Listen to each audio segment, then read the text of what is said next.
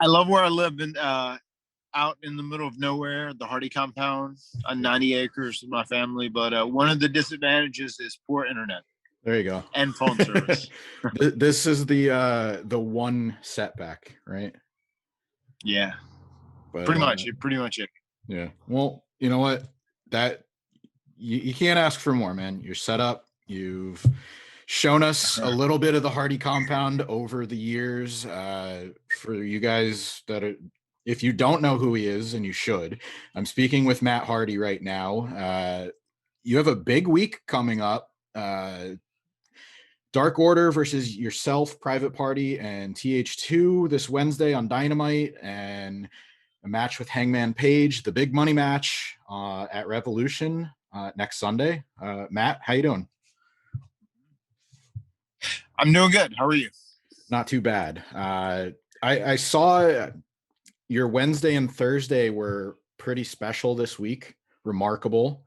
So I'm kind of glad I got to close out the week with you. I'm very excited to talk to you. A lot to get into. But one thing I wanted to ask, 213 action figures. How accurate is that? Is that like legit? How many action figures you've had so far? Honestly, it's probably a little under 200. If it was accurate, it's probably 180, 190. So that was definitely an in-gimmick big money Matt tweet. I just like guesstimated up. Okay. People have really come around on your, if we're talking in terms of character, they're coming around on Big Money Matt. The origins started in TNA. How would you feel like, besides your bank account growing, how has Big Money Matt evolved since the last time we saw him for an extended time? Right. Well, not to correct you, but actually Big Money Matt started in Ring of Honor initially. Okay. 2013-ish. With Scum. In my issues there with like the Briscoes. With Briscoes and Kevin Steen and the whole Scum thing.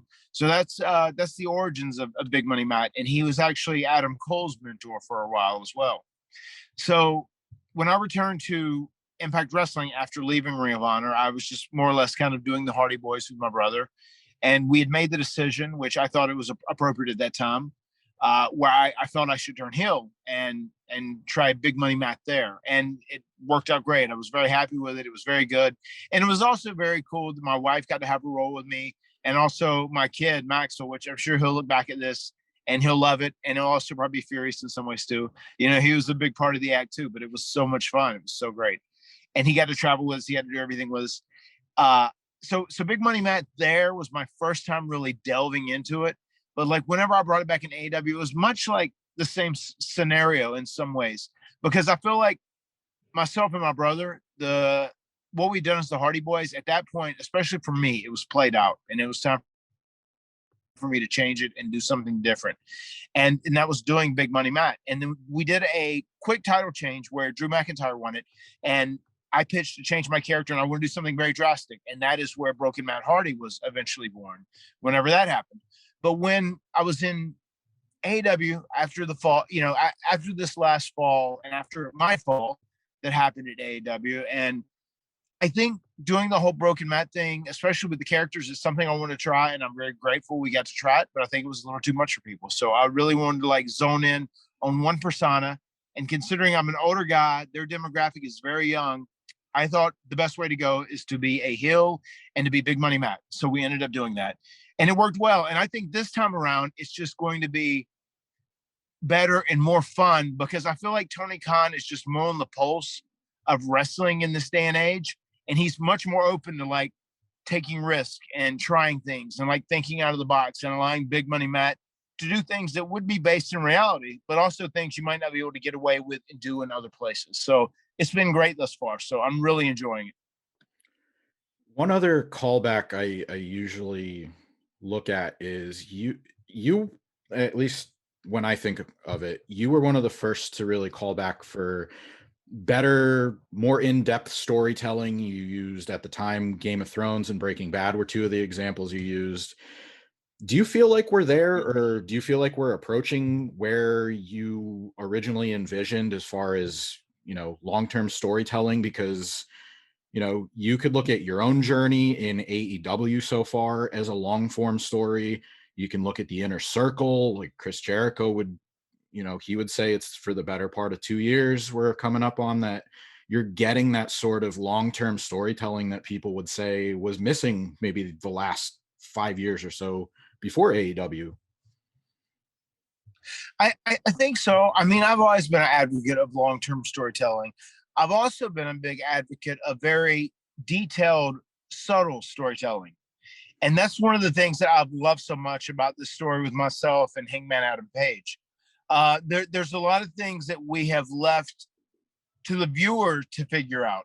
Much like if you're watching some show, like, if you'd watch a Game of Thrones, it's one of those deals where in Game of Thrones, you have to watch every single step, every scene, catch every detail, because there's a lot of things that will be called back later on. And if you weren't paying attention, you didn't get it. And that's kind of like what we're trying to portray from a pro wrestling storytelling point in this story with myself and Hangman Adam Page. And it's been fun, and I think it's been cool. And even like just recently, I went back to explain part of the story online, which I did myself to clue people in if they weren't following, because I just feel like for the longest time, I know WWE, they are big believers on, you almost have to like hammer the audience over the head. It just has to be simplified. It has to be a very easy story to follow. And I feel like we're at the point where there's so much great entertainment out there. Pro wrestling audience really is a niche audience in many, many ways. And you do want to do things that are going to attract casual fans in. But I think the people who've been watching and who've been watching long term, I think you need to reward them by telling these stories that are intelligent, long stories that also have subtle details that they have to pay attention to. That's my thought on the issue. Would you agree with this analogy that it's almost like, you can make it simple enough for kids, but have the jokes in there for the adults, kind of like some Disney movies? Yeah, that's a fair analogy. And I feel like kids who are watching, they're going to say, well, like, this guy's probably the bad guy. This guy's the good guy. I want to see my good guy win. Their kids aren't going to get too thoroughly into it. They kind of want to understand a little bit of what's going on. But I feel like you can still tell these more complex stories that have nuance and, have twists and turns in it. And like, I love the idea of me setting Adam Page up to sign a contract where he's going to get 30%. And I'm trying to, act like I'm his friend and I really care. And I'm trying to take advantage of him. But yet he's still the smart baby face and he outsmarts me, and switches out the contract, But then, like, I'm the smart heel and I catch up to what he's done because I actually watched the show back, And I feel like that's something too that is very important in this day and age. Like in real life, if that happened in a scenario, at some point, this talent that got screwed over, they would see it back on video footage because everything's documented in this day and age. Yeah. So, yeah, man, I've enjoyed this complex storytelling, and I'm very excited, very hyped for this match. I feel like this is going to be the Matt Hardy that I probably should have started AEW with when it was all said and done, that shows up at Revolution. I kind of want to go with that for a second, because I did like I liked the Broken debut. Like, I thought the teleporting thing was pretty cool. And, you did it on a show that like probably was the only show maybe out of 3 that you could have done it, where there was no audience. You have time to tape it. No spoilers are getting out. Do you feel like, I mean, what was the reasoning in saying that you maybe should have come back as Big Money Matt instead of Broken Matt? Broken Matt needs an audience to thrive. It would have totally been a different scenario if there would have been an audience there, because Broken Matt Hardy is a very audience-driven character. With the chants and everything he does, it's very simple. AEW, it's a huge difference as far as the fan base that follows AEW compared to WWE. I can tell you that through my social media. Like, stuff I would do in AEW, people are much more critical of than the stuff I would do in WWE if it was very similar. It really is. You see those numbers and the demo each and every week, during the Wednesday Night Wars, about how it's a younger fan base. It really, really is. And it's crazy. It's shocking.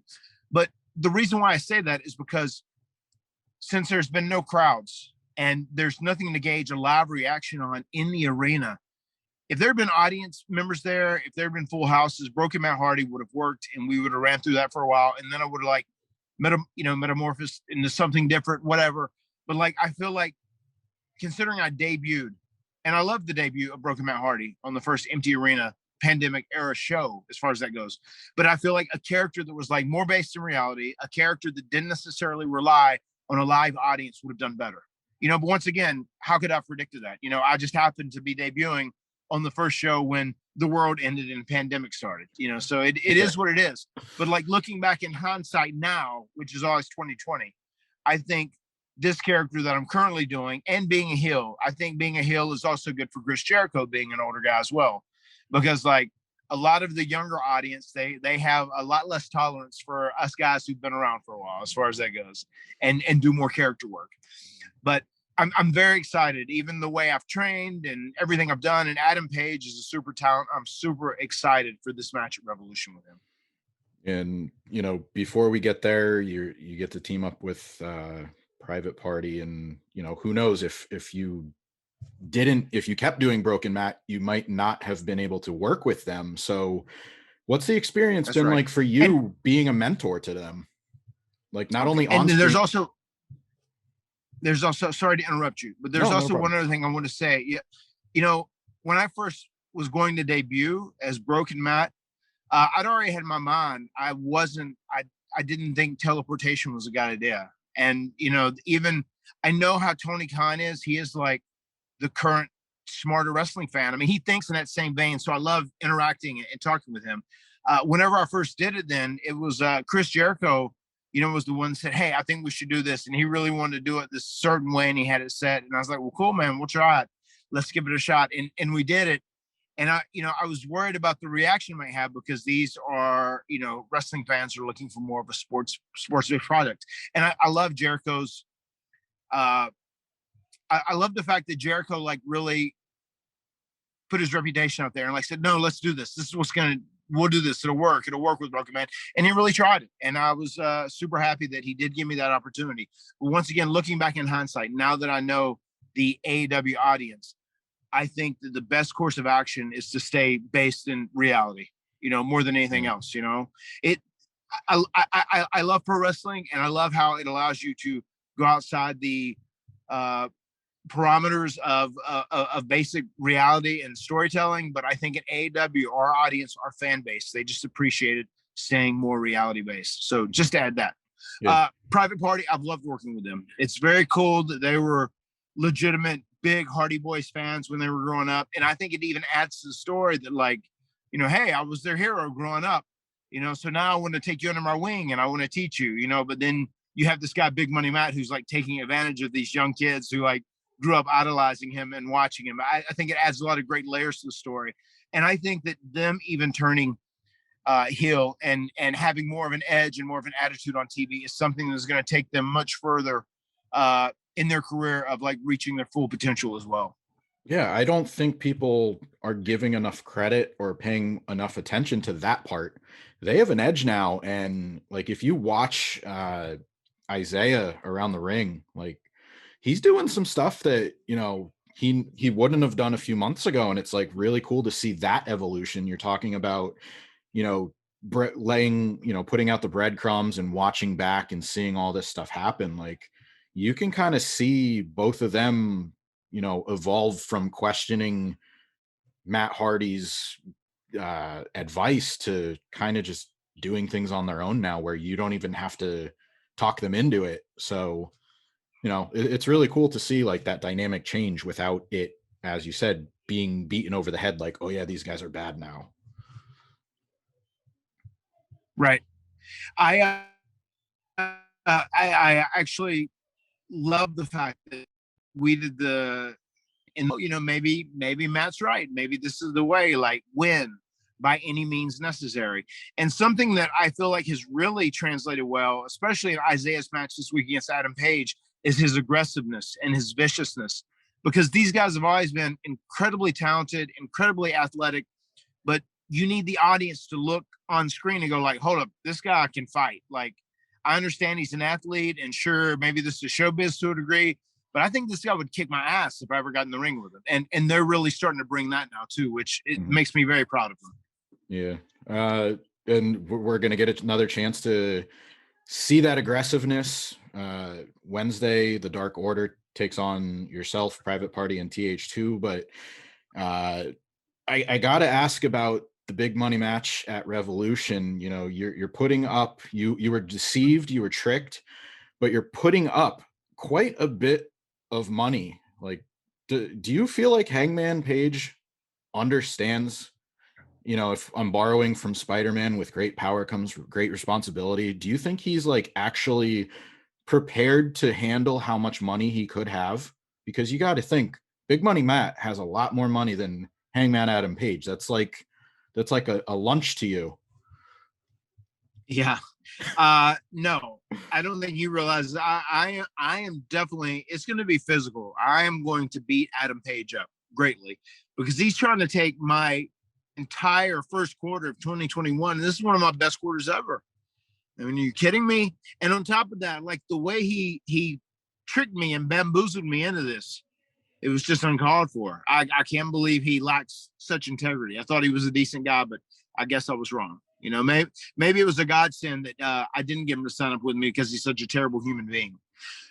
But a Revolution, I'm very excited for this match. And as much money as he would win for me, if he did win, I'm going to beat that much money out of him. So I'm going to make him pay for his transgressions. He's going to learn. You don't mess with Big Money Matt's money. Fair enough. And in closing, you've done so much in your career as a singles wrestler, a tag team wrestler. You've had various personas. If fans are wondering what kind of Matt Hardy they're going to get in the ring on Sunday night, is there a match you would point to that really exemplifies, you know, this is what I'm bringing, this is what Hangman Page should expect, this is what the fans should expect at Revolution? I mean, it's going to be very much a straightforward fight, a very physical match. Hangman is a very physical competitor himself. It's going to be a very physical fight more than anything else. I mean, especially because it's over money, and not just a little bit of money, it's over a lot of money. So he is definitely in for a fight, and it's going to be a very hard-hitting contest. It's going to be a Japanese strong style contest, I would say. All right. Looking forward to it. Again, you guys can catch Matt in tag team action on March 3rd on Dynamite this week. Big episode. And then we get to Revolution on Sunday, where he faces Hangman Page. Matt, thanks very much for your time today. I appreciate it. You got it. Thank you. Always great to chat with you, man.